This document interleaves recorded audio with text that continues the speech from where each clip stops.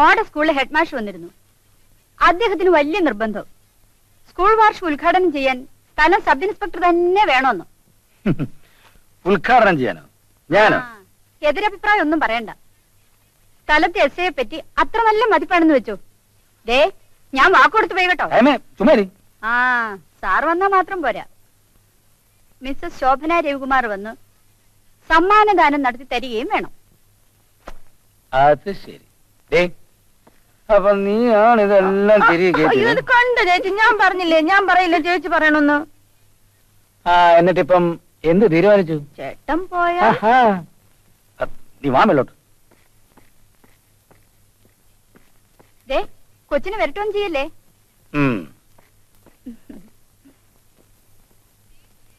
തീർച്ചയായും വരും. അതിനാ ഈ ചൂടൊക്കെ.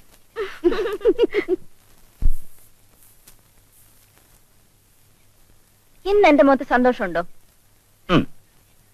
കാര്യം എന്താണെന്ന് അറിയാമോ? കാര്യം എന്തുവാ? നീ ചിലപ്പം സമ്മാനം നടത്താൻ പോയതിന്റെ ആയിരിക്കും. അല്ല, നീ വന്നേ. ഓഹോ, അത് ശരി. എപ്പോ വന്നിട്ട് പോയി നാറാണല്ലോ സാറ്? അച്ഛനോ? ഓ, അദ്ദേഹം ചിലപ്പോ ഷൈൻ ചെയ്യാൻ കൊണ്ട് വെച്ചിട്ട് പോയതായിരിക്കും. അച്ഛൻ തന്നൊന്നും അല്ല. പിന്നെ മാർക്കോസ് മുതലാളി. മാർക്കോസ് മുതലാളി? അയാളെപ്പോ ഒന്നൂടെ? ഒരു 4 മണിയായപ്പോ മാർക്കോസ് മുതലാളിയും ഭാര്യയും ഇവിടെ വന്നു, സബ് ഇൻസ്പെക്ടറേയും ഭാര്യയും കാണാൻ. എന്നിട്ട് എന്നോട് പറഞ്ഞു സമയം കിട്ടുമ്പോഴൊക്കെ അവിടെ ചെല്ലാൻ. പോകുന്നതിന് മുമ്പ് ഡ്രൈവറോട് പറഞ്ഞു ഇതെടുത്തൂടെ വെച്ചേക്കണമെന്ന്. പിന്നെ ചേട്ടനെ കണ്ട് സംസാരിച്ചോളാന്ന്. ഇങ്ങനെയാണെങ്കിൽ എസ് ഐ ആയ കൊള്ളാം.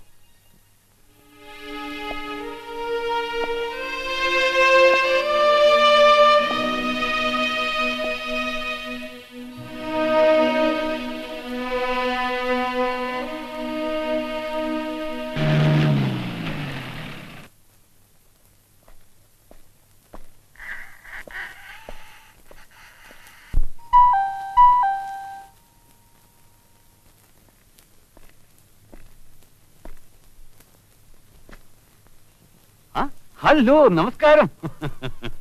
വീട്ടിൽ വന്നു എന്നറിഞ്ഞു? അതെ, വന്നിരുന്നു. നമ്മൾ തമ്മിൽ നേരിട്ട് പരിചയപ്പെട്ടിട്ടില്ലല്ലോ. സാധാരണഗതിയിൽ ഇങ്ങനെയുള്ള ആൾക്കാർ ഇവിടെ വന്നാൽ സ്നേഹം കൊണ്ടോ ബഹുമാനം കൊണ്ടോ എന്നെ വന്ന് കാണാറുണ്ട്. അല്ല, അതിനുള്ള അവസരങ്ങൾ ഉണ്ടായിട്ടില്ലല്ലോ. എനിക്ക് താങ്ക് യു. ഇപ്പോൾ ഒരു മതിയായ കാരണം ഉണ്ടായതുകൊണ്ടാണ് നാം തമ്മിൽ കാണാനിടയായത്. നിങ്ങളെ പോലെ ചില ആൾക്കാരെ എനിക്കറിയാതെ ഉള്ളൂ. നമ്മുടെ DIG സദാശിവൻ നായരില്ലേ? അതെ, അദ്ദേഹം ഇപ്പൊ എറണാകുളത്താണല്ലോ. ഇവിടെ ആയിരുന്നല്ലോ. പുള്ളി എപ്പോഴും ഇവിടെ വരാറുണ്ട്. ഉള്ളപ്പം മാത്രമല്ല, ഇവിടുന്ന് സ്ഥലം വിട്ടു പോകുന്ന ഏത് പോലീസ് ഉദ്യോഗസ്ഥനായാലും ശരി എന്നെ മറക്കാറില്ല. ഇതുവഴി ഒന്ന് പോകുമ്പോൾ കാറൊന്ന് വളച്ചു കയറ്റിയത് അല്പം കുശം പറഞ്ഞേ പോകാറുള്ളൂ. നമ്മുടെ SI ഇല്ലേ, എന്താ പേരും മറന്നുപോയി, മിസ്റ്റർ അലക്സാണ്ടർ. അലക്സാണ്ടർ. ആ പൊണ്ണ തടിയൻ എന്നെ മർക്കോച്ചായ എന്ന് മുഴുവൻ വിളിക്കില്ല. അതൊക്കെ ശരിയാണ് മിസ്റ്റർ മാർക്കോസ്. പക്ഷെ ഞാനിപ്പോ വന്നത് ഒരു പരാതി ബോധിപ്പിക്കാനാണ്. ഒരു പോലീസ് ഇൻസ്പെക്ടർ എന്നോട് പരാതിപ്പെടാനോ? അതെ, എന്റെ ഭാര്യയെ ദുശീലം പഠിപ്പിച്ചതിന്. ഞാനില്ലാത്ത അവസരത്തിൽ ആരും എന്റെ ഭാര്യയ്ക്ക് സമ്മാനം കൊടുക്കുന്നത് എനിക്കിഷ്ടമല്ല. അതെനിക്കെന്നല്ല, ഒരു ഭർത്താവിനും ഇഷ്ടമല്ല. ഓ, മിക്സിയുടെ കാര്യമായിരിക്കും സൂചിപ്പിക്കുന്നതല്ലേ? അതെ, മിക്സി വളരെ നല്ലതാണ്. പെണ്ണുങ്ങൾക്ക് അരയ്ക്കാനും പൊടിക്കാനൊക്കെ വളരെ സൗകര്യമുണ്ട്. പക്ഷെ ഇന്നിവിടെ മിസ്റ്റർ മാർക്കോസിനെ പോലൊരു മുതലാളി ഉണ്ടായിരുന്നതുകൊണ്ട് എന്റെ ഭാര്യയ്ക്ക് ഒരു മിക്സി കിട്ടി. നാളെ ഞാൻ ഇങ്ങനെയുള്ള മുതലാളിമാരില്ലാത്തൊരു സ്ഥലത്ത് ചെല്ലുകയും അപ്പോഴെന്റെ ഭാര്യയുടെ ഇതുപോലുള്ള ആവശ്യങ്ങൾ വർദ്ധിക്കുകയും ചെയ്താൽ എനിക്ക് എന്റെ സൗകര്യത്തിന് വേണ്ടി 1 or 2 മുതലാളിമാരെ സൃഷ്ടിക്കേണ്ടി വരും. അധികം മുതലാളിമാർ സമൂഹത്തിൽ ഇങ്ങനെ പെരുകുന്നത് അത്ര നല്ലതല്ലല്ലോ. ആ മിക്സി എടുത്തിട്ടോ.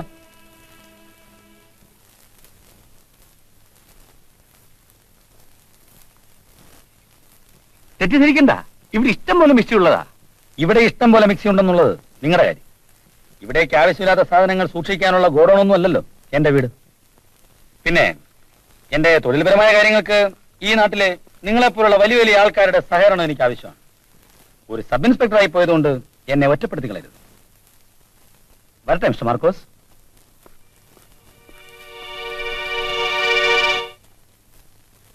ബഹുമാനപ്പെട്ട അധ്യക്ഷനും സഭാവാസികൾക്കും എന്റെ വിനീതമായ നമസ്കാരം എന്ന് പറഞ്ഞിട്ട് തൊഴണം. ഇങ്ങനെ ഇങ്ങനെ. എന്റെ മുന്നിലിരിക്കുന്ന കൊച്ചുകുട്ടികളായ നിങ്ങൾ നവമുകുളങ്ങളാണ്. നവമുകുളങ്ങൾ മൊട്ട്, പൂമൊട്ട്. ശരി, എന്നാ പിന്നെ പോരാ. പോരാ. പോരാ. ശരി. നിങ്ങളാണ് നാളത്തെ ഭരണയന്ത്രം തിരിക്കേണ്ടവർ. എന്തോ യന്ത്രം? ഭരണയന്ത്രവും? ആ, എടി, ഇത്രയും നാളായിട്ട് ഞാൻ ഇതേവരെ യന്ത്രം കണ്ടിട്ടില്ലല്ലോ. എവിടാ ഇതിരിക്കുന്നത്? വേണ്ട, കളിയാക്കൽ കുറച്ച് കൂടുതലാ. ഇവിടെ വരാനും നിങ്ങളെ കാണാനും സാധിച്ചതിൽ എനിക്ക് വളരെ സന്തോഷമുണ്ട്. എന്റെ സംസാരം ദീർഘിപ്പിച്ച് ഞാൻ നിങ്ങളെ മുഷിപ്പിക്കുന്നില്ല. ഈ വാർഷികം ഞാൻ ഉദ്ഘാടനം ചെയ്തോളൂ. ഇനി നിങ്ങൾ നോക്കി വായിച്ചാ പോരടി. പോരെ. ദൈവമേ, ഓരോ തലയെഴുത്താലോചിക്കുക. പഠിച്ചിരുന്ന കാലത്തോ നമ്മളൊന്നും കാണാൻ പഠിച്ചിട്ടില്ല. ഇപ്പോഴായിരിക്കും ബഹുമാനപ്പെട്ട അധ്യക്ഷനും സഭാവാസികൾക്കും നമസ്കാരം. നീർക്കോലി കഴിവണ മോനെ, നീ കണ്ടവന്റെ പുരയിടത്തിൽ കയറി തേങ്ങയിടും. ആരാ പറഞ്ഞ കണ്ടവന്റെ? എന്റെ അമ്മയുടെ പറയണോ? ആഹാ, എന്ന് നീ പറഞ്ഞാ മതിയോ? കണ്ടവന്റെ പറയണോ നിങ്ങൾ പറഞ്ഞാ മതിയോ? പിന്നെ ആണോടാ അസുര കുരുന്നേ, അടിച്ച് നിന്റെ തൊലി വിരിച്ച് ഞാൻ നിന്നെ വിട്ട. എന്താ പിള്ളേ രാവിലെ ചൂരിലൊക്കെ ആയിട്ട്? അയ്യോ, ഇതൊന്നും ഏശത്തില്ല സാറേ. ഇതാ കണ്ടില്ലേ, ആകപ്പാടെ 4.5 ഇഞ്ചേ ഉള്ളു മൊത്തം. 7 ഇഞ്ച് നീളമാവന്റെ നാക്കിന്. അടുത്ത പുരയിടത്തിൽ കയറി തേങ്ങ ഇട്ടിട്ട് ഇവിടെ പോലീസ് സ്റ്റേഷൻ വിളിച്ചുകൊണ്ടിരുന്നപ്പോ അവൻ എന്നെ നിയമം പഠിപ്പിക്കാൻ വരുന്നു. അവനകത്തേക്കൂടെ ഇത് ചൂരലാ, എല്ലാം അകത്തിരിക്കുന്ന തോക്കാ. ചെല്ലടാ.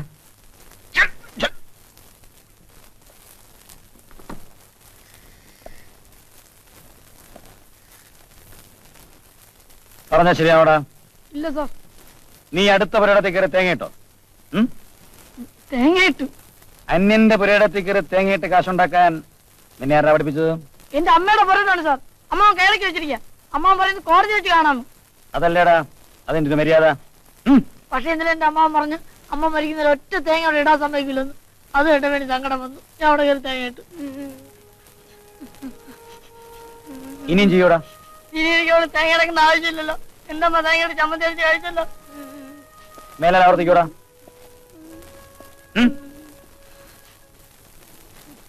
വീട്ടിൽ പഠിക്കടാ. പോടാ.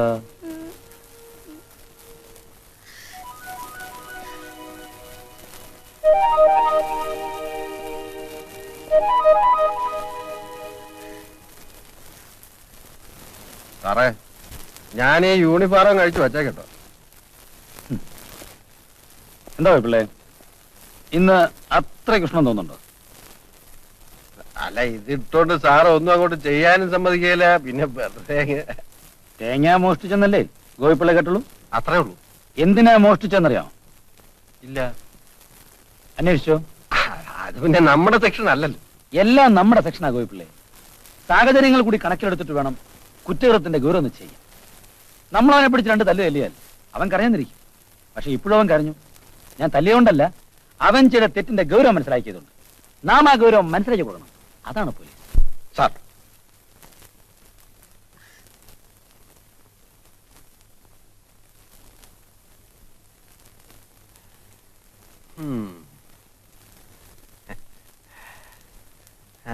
ഇത് ഭയങ്കര മനഃശാസ്ത്രമാ. കഴിഞ്ഞ 10-30 വർഷ കാലത്തിനിടയ്ക്ക് ഞാൻ ആദ്യമായിട്ട് കേൾക്കുക.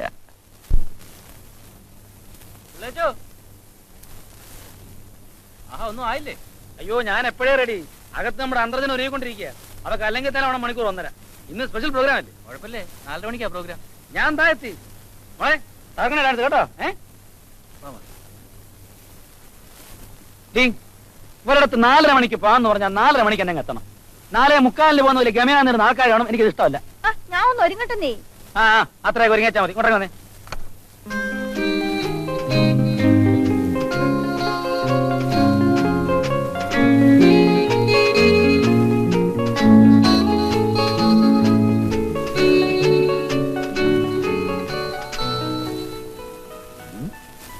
മക്കളിത് എവിടെ പോണ്? എങ്ങനെയുണ്ട്? കൊള്ളാം. പിന്നെ ഫസ്റ്റ് ക്ലാസ്. നിനക്ക് ആരാ പറഞ്ഞു? അത് രാമ ചേച്ചി എനിക്ക് വേണ്ടി പ്രത്യേകം തയ്പ്പിച്ചതാ. ഇങ്ങനെയുള്ള ഫംഗ്ഷന് പോകുമ്പോ ഇതുപോലൊക്കെ പോണെന്ന് പറഞ്ഞു. എന്നാലേ അങ്ങനൊന്നും വേണ്ട. ഈ രീതിയിൽ നീ ഉള്ളതെല്ലാം കാണിച്ച് അങ്ങോട്ട് പോയാല് പിന്നെ നിധി ആക്കുന്ന പൂരത്തിന്റെ ജോലിയായിരിക്കും എനിക്ക്. നേരെ എബോട്ട് ഫാൻ അടിച്ച് നമ്മളന്ന് ചേർത്തിലെന്ന് വാങ്ങിച്ച വെള്ള സാരി അതൊക്കെ ഇത്തിരി മനുഷ്യപ്പറ്റക്കായിട്ട് വാ. അതൊന്നും ശരിയാവത്തില്ല. അവിടെ സമയ ഒരു പൊതുവേദിയില് മാന്യമായ സ്ഥാനം കൊടുത്തപ്പോ ഒട്ടനെ അവിടെ അഴിമതിയുടെ ഗുണം കാണിച്ചു.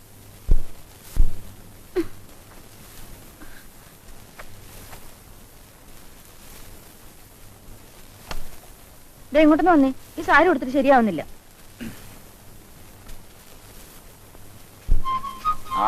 ഇപ്പൊ എന്ത് ഭംഗിയാടി നിന്നെ കാണാൻ. ഈ സാരിയുടെ താഴെ ഒന്നും ശരിയായിട്ടില്ല, ഒന്ന് വലിച്ചിട്ടേ.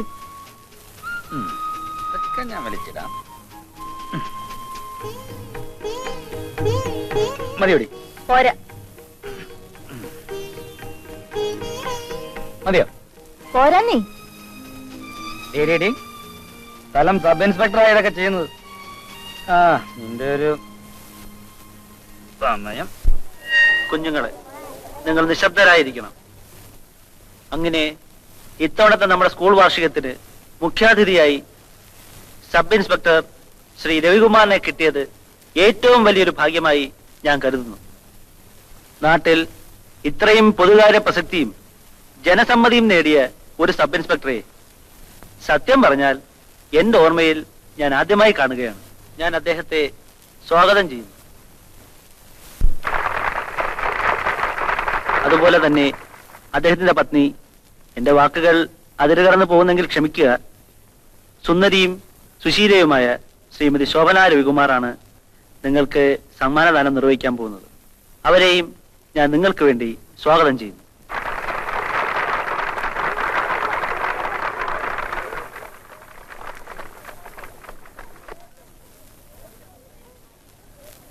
സംസാരിച്ച് ദീർഘിപ്പിക്കുന്നില്ല.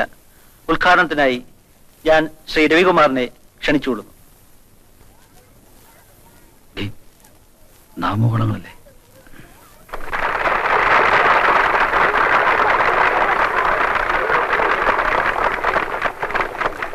ബഹുമാനപ്പെട്ട head master reverend father Johnson, മറ്റ് സഭാവാസികളെ,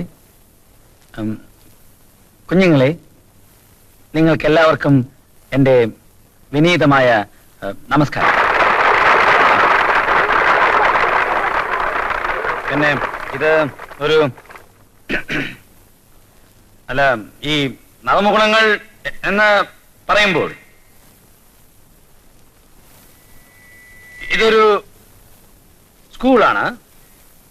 നിങ്ങളൊക്കെ ഈ സ്കൂളിലെ കുഞ്ഞുങ്ങളാണ്. നാളെ വളർന്നു വരേണ്ട നല്ല കുഞ്ഞുങ്ങളാണ്. ഞാൻ നിങ്ങളെ പറ്റി കേട്ടപ്പോൾ പെട്ടെന്ന് ഓർത്തുപോയത്, നിങ്ങളെപ്പോലുള്ള ഒരു കൊച്ചുകുട്ടിയെ അടുത്ത പുരയിടത്തിൽ കയറി തേങ്ങയിട്ടു എന്ന കാരണത്താൽ ഇന്ന് രാവിലെ പോലീസ് സ്റ്റേഷനിൽ കൊണ്ടുവന്നു. ആ കുട്ടിയെ ശിക്ഷിക്കാതെ ഞാൻ പറഞ്ഞയച്ചപ്പോൾ സ്റ്റേഷനിലുണ്ടായിരുന്ന പരിചയസമ്പന്നനായ ഹെഡ് കോൺസ്റ്റബിൾ അത് തെറ്റാണെന്ന് എന്നോട് പറഞ്ഞു. അപ്പൊ എനിക്ക് ഓർമ്മ വന്നത് എന്റെ കുട്ടിക്കാലമാണ്. കുട്ടിക്കാലത്ത് കുറച്ച് നാരങ്ങ മിഠായി വാങ്ങിക്കാൻ വേണ്ടി തറവാട്ട് ക്ഷേത്രത്തിലെ ഭണ്ഡാരപ്പെട്ടിയിൽ നിന്ന് ഞാൻ കാശ് മോഷ്ടിച്ചിട്ടുണ്ട്.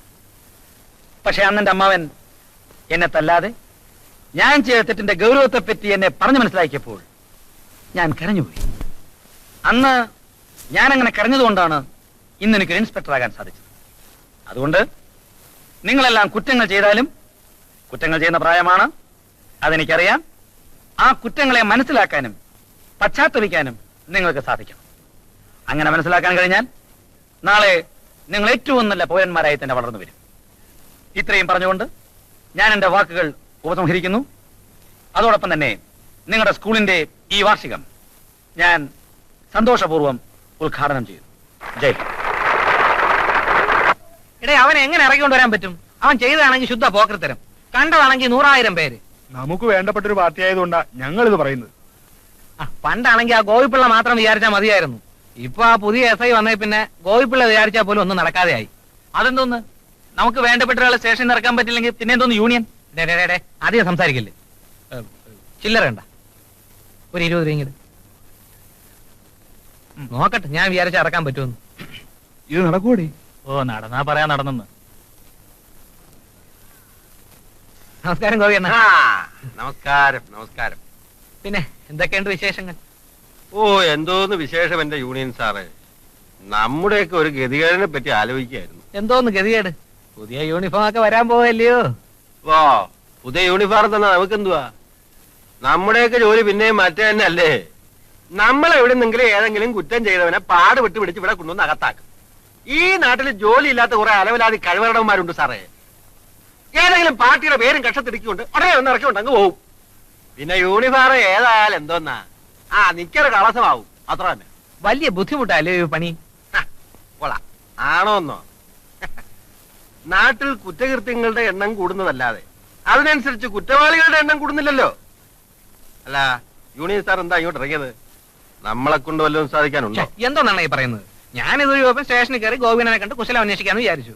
അന്വേഷിക്കണ്ടേ? പിന്നെ അല്ലെങ്കിൽ പിന്നെ എന്തോന്ന് ബന്ധം? നമ്മളെയൊന്നും മറന്നുകളയരുത്. എപ്പോഴും ഒരു അന്വേഷണമൊക്കെ വേണം. പിന്നെ ഞാൻ വരട്ടെ. ഈ കുഞ്ഞു പറയുന്ന പൊട്ടത്തരം ഒന്നും വിശ്വസിച്ചേക്കല്ലേ. അയ്യോ, എന്റെ രാം ചേച്ചി അറിയാൻ വയ്യാഞ്ഞിട്ടാ. നാണയമ്മയാണ് എന്നെ യൂണിഫോം ഒക്കെ ഇടിപ്പിച്ച് സ്കൂളിൽ കൊണ്ടുപോയി ആക്കുന്നത്. ആദ്യത്തെ ദിവസം സ്കൂളിൽ കൊണ്ടുപോയി ആക്കിയപ്പോ ഞാൻ കരഞ്ഞതൊക്കെ ഓർമ്മയുണ്ടോ? ഒന്ന് ചുമ്മാ ഇരി അവിടെ. ഓർമ്മയുണ്ടോന്ന്? പിന്നെ ഇതൊക്കെ മറക്കുന്ന ആരാ? എന്റെ കയ്യിലോട്ടല്ലോ ഇങ്ങ് വെച്ചിട്ടത്. അയ്യോ, സത്യം പറഞ്ഞ ഈ കൊച്ചിന് വലിയ പ്രായമായിട്ടില്ല. കടയെ പാവയെ കാണുമ്പോ വേണോന്ന് പറയുന്ന പോലെ ഭർത്താവിനെ വേണോന്ന് പറയുന്നത്. പിന്നെ ഞങ്ങൾ അങ്ങ് സമ്മതിച്ചു കൊടുത്തന്നേ ഉള്ളൂ. ഇപ്പോഴും കറി വെക്കാനൊന്നും അറിയത്തില്ലെന്ന്. പിന്നെ ചേച്ചി, ഇപ്പൊ ഞാൻ കറിയൊക്കെ വെക്കത്തില്ലേ? പിന്നെ നോക്കട്ടെ. അതുകൊണ്ട് തന്നെ അദ്ദേഹം എന്നെ ഇങ്ങോട്ട് പറഞ്ഞയച്ചത്. അദ്ദേഹം ഇവിടെ വന്ന് കണ്ടപ്പോ മനസ്സിലായി കൊച്ചിന്റെ പോക്ക് അത്ര ശരിയല്ലെന്ന്. കൊച്ചിന്റെ അമ്മയും കറി വെക്കാൻ ഞാനാ പഠിപ്പിച്ചത്.